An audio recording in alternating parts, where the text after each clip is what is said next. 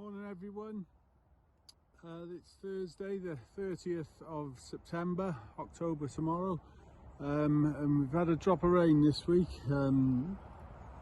Good for the course, to be honest. It's taken it well, perhaps a bit more than we wanted, but it certainly helped with the greens renovations, the recovery. There's no sand visible at all now on the greens, but I'm here on the 13th fairway just explaining basically one or two things which is going on, hopefully according to plan, starting on Monday.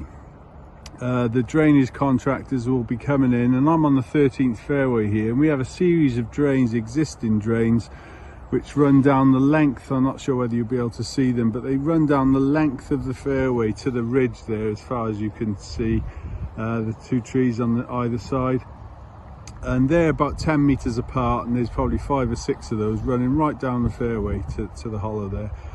And what they'll be doing is running at 90 degrees to these drains, that is, you know, across the width of the fairways at 2 meter centers, what's known as sandbanding. And that's basically, it's a trench being dug out and sand, pure sand, being backfilled into the trench. And what this does, this carries the water from the sandbands into the drains, and then from the drains to the outlet. At the moment, these drains actually work, but all they're doing is carrying water really, and what you've got to do is get the water to the drains, and this is probably one of the best methods of doing it. So there's a series of sandbands going 90 degrees to the fairway as you're playing, right across the fairway width. And this will carry at 2 meter centers. This will carry the water to the drains and hopefully improve this fairway.